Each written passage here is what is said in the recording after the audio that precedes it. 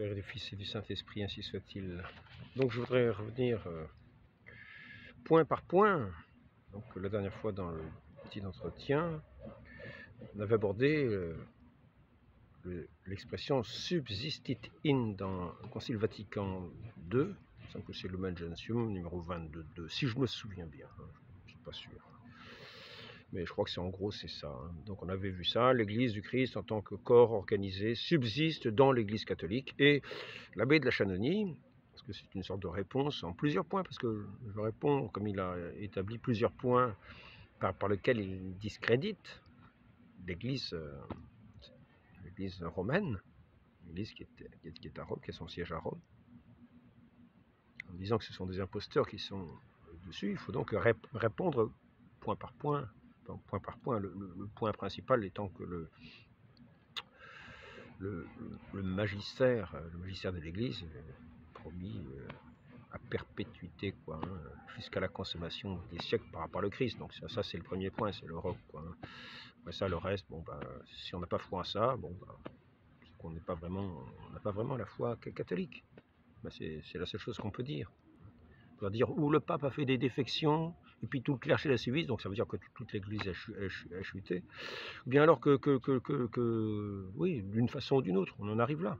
Donc le magistère n'est pas infaillible, etc., etc. Voilà. Donc c'est vraiment s'attaquer au dogme de la foi, un des dogmes essentiels, un des dogmes essentiels de la foi de l'Église. C'est vraiment un des points. L'Église pourra-t-elle manquer de force et d'efficacité quand le Christ lui-même lui prête une assistance continuelle? Voici que je suis avec vous tous les jours jusqu'à la consommation des siècles. Par conséquent, impossible que l'Église ne subsiste aujourd'hui et toujours, mais même aussi qu'elle ne subsiste absolument la même qu'au temps apostolique, à moins de dire que le Christ, à Dieu ne plaise, que notre Seigneur a failli dans son dessein, ou bien qu'il s'est trompé quand il affirma que les portes de l'enfer ne prévaudront jamais contre elle. Voilà. Puis en 11, Mortalium Animos, 1926, je crois que c'est 1926. Le deuxième point qu'on peut dire, c'est que bon, la plupart des hérésies arrivent par le fait que justement, on n'a pas bien ancré en soi ce point de credo, on croit en l'Église, institué par le Christ.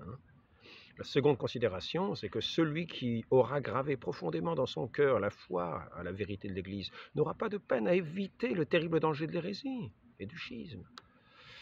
Ça, c'est le Concile de Trente qui dit ça dans son chapitre 10, en introduction, sur le chapitre 10, 9e article du symbole. Je crois en l'Église catholique. On n'aura pas de peine à éviter le terrible danger de l'hérésie. On n'est pas hérétique par le seul fait qu'on pêche contre la foi, mais parce qu'on méprise l'autorité de l'Église. Quand on dit que tous ceux qui sont là sont des hérétiques, que l'Église a péri dans son magistère, on pêche contre la foi. Parce qu'on méprise l'autorité. On méprise l'autorité. Et qu'il n'y en a plus. On s'érige, on est soi-même l'autorité, on a soi-même directement le Saint-Esprit. On est la nouvelle Église, quoi. Mais ce n'est pas l'Église catholique ni apostolique que chaque fidèle doit professer. Mais parce qu'on méprise l'autorité de l'Église et qu'on s'attache avec opiniâtreté à des opinions mauvaises, qu'on croit au nom de la catholicité, au nom de l'orthodoxie, eh ben on fait un schisme, on n'a plus la foi catholique. Au nom de l'orthodoxie, on fait un schisme. C'est ainsi qu'on fait ce qu'on appelle les orthodoxes. Et oui. Donc je vais en venir maintenant à un autre point, c'est qui est attaqué par l'abbé de la Chanonie, toujours dans son... Alors c'est sur un point très important. C'est une bonne attaque en règle, belle attaque en règle. Ah oui, là c'est carrément sur la Sainte Messe. Que dit l'abbé de la Chanonie? Il dit que justement c'est devenu une messe protestante. Parce que dans la présentation de cette messe, Nouvel Ordo Missé, eh bien, il y avait un texte qui disait une première version. Il y a eu une première version. Et j'en profiterai pour souligner un aspect essentiel. Je viens déjà de dire. l'Esprit, l'Église pourra-t-elle manquer de force et d'efficacité quand le Christ lui-même lui prête son assistance continuelle? C'est que je suis avec vous tous les jours, jusqu'à la consommation des siècles, je crois que tout va être trompé. Donc, il semble que ça va être la fin des haricots. Ça va être la fin des haricots. Alors, peut-être on va y échapper, mais apparemment c'est parti pour... Donc, la messe de Luther, ils disent c'est la messe de Luther, hein. Donc abolition de la messe traditionnelle, puis tolérée par Jean-Paul II, puis permise par Benoît XVI, etc. Donc un changement substantiel, c'est-à-dire qu'en fait ce changement substantiel, ça consiste à dire que la messe n'est plus qu'une mémoire, fait mémoire du sacrifice du Christ. Voilà, puis c'est tout ce que ça fait. Souvenez-vous, mes amis, souvenez-vous. Donc dans cet article 7 de présentation de ce que c'était que la messe, dans une première version, il y avait ça. Et ça fait un scandale. Et c'est justement là que nous pouvons voir l'action de Dieu, parce qu'il ne pouvait pas permettre, le Saint-Esprit qui assiste son Église, ne pouvait pas permettre qu'un texte comme ça reste. Et donc il a été enlevé. Il a été enlevé. C'est pour ça que ceux qui disent que maintenant c'est la messe luthérienne se permettent de le dire en disant que c'était l'intention cachée. Effectivement, il y en avait certains qui avaient cette intention cachée, mais l'Église n'est pas une affaire simplement comme ça humaine. Il est justement dit qu'elle est assistée du Saint-Esprit, que le Christ est présent en elle et qu'il agit en elle, et qu'elle ne peut donc pas manquer. Et c'est ce qui s'est passé, la correction a été faite. Et les évêques ont tous approuvé par la suite cette messe-là.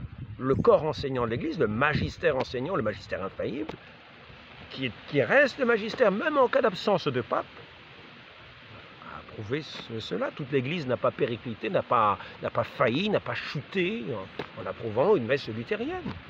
Parce que ce n'était pas une messe luthérienne. Ici, je ferai simplement un distinguo. Un distinguo. Bon, si vous voulez voir l'entretien plus long que j'ai fait, j'en parlerai davantage, parce que là, je ne vais pas rester longtemps, c'est que la tempête. Je dirais simplement la chose suivante. Le sacerdoce anglican n'est pas valide parce que le sacrifice eucharistique qu'il opère n'est pas de même nature que la consécration catholique. L'intention n'est pas celle du rite catholique. Effectivement, si ça avait été finalement celle de faire une mémoire, ça n'aurait pas été l'intention catholique. Effectivement. Mais je tiens à ce moment-là à souligner que ce n'est pas l'intention qui est restée. L'intention est restée catholique. Et maintenant, voici ce qui est dit dans ce catéchisme de l'Église. Tous les évêques l'ont approuvé. Donc ils savent bien, tout le corps enseignant sait bien ce que c'était que cette messe, que la Sainte Messe. Le corps enseignant de tous les évêques du monde entier qui se sont réunis au Concile Vatican II et qui l'ont accepté ensuite la nouvelle messe, en 69, savait bien ce qu'était la messe, puisque c'était le cœur de leur enseignement, le sommet de la vie chrétienne, la source et le sommet de la vie chrétienne, le saint sacrifice de notre Seigneur Jésus-Christ. Alors ici, voici ce que dit le catéchisme. Parce qu'il actualise le saint sacrifice, parce qu'il actualise l'unique sacrifice du Christ Sauveur, et qu'il inclut l'offrande de l'Église, ou encore le saint sacrifice de la messe, le sacrifice du Christ, et le sacrifice et l'Eucharistie sont un unique sacrifice. C'est une seule et même victime. C'est le même qui offre maintenant par le ministère des prêtres et qui est offert lui-même sur la croix. Seule la manière d'offrir diffère dans le divin sacrifice qui s'accomplit à la messe.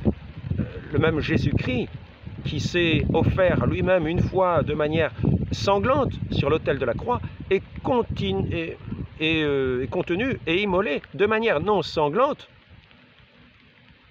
dans l'Eucharistie de l'Église avec Marie, et comme au pied de la croix une offrande unie à l'offrande et à l'intention du Christ, 1370, dans le catéchisme, 1367. Donc vous trouvez ça. Bon, je ne sais pas si je vais arrêter ou quoi.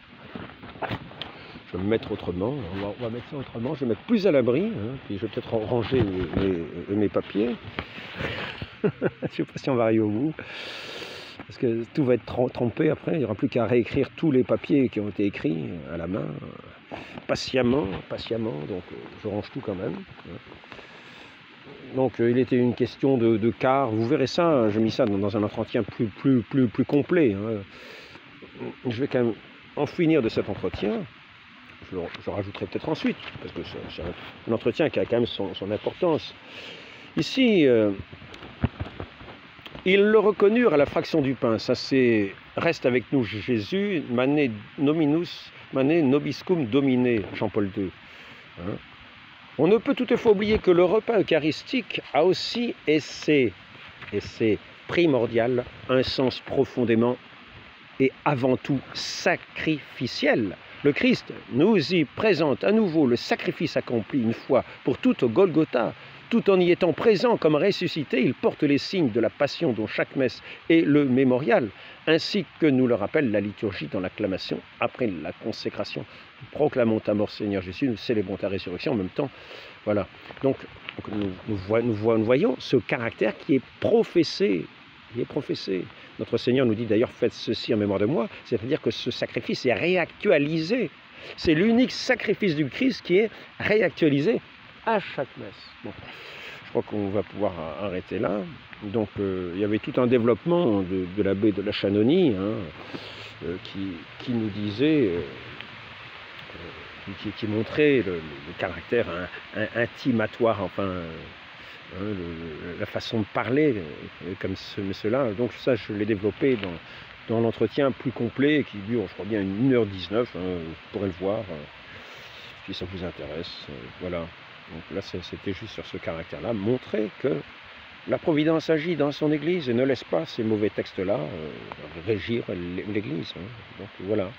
Les évêques n'ont pas adhéré, le magistère vivant de l'Église, qui est infaillible, n'a pas adhéré à la destruction de la Sainte Eucharistie, de la Sainte Messe de notre Seigneur, de son Saint Sacrifice, qui est actualisé entre les mains des prêtres chaque jour sur tous les autels du monde. Ainsi soit-il. Heureux sommes-nous de pouvoir être nourris ainsi du corps, du sang, de l'âme et de la divinité de notre Seigneur Jésus-Christ, qui se donne tout à nous dans l'Eucharistie, pour notre vie. Il est le pain vivant descendu du ciel. Par ce sacrifice, nous avons ce salut de Dieu, nous sommes réconciliés avec notre Dieu. Bon, donc très Sainte Vierge Marie, gardez-nous fidèles dans cette foi en votre Église, au nom du Père et du Fils et du Saint-Esprit. Amen.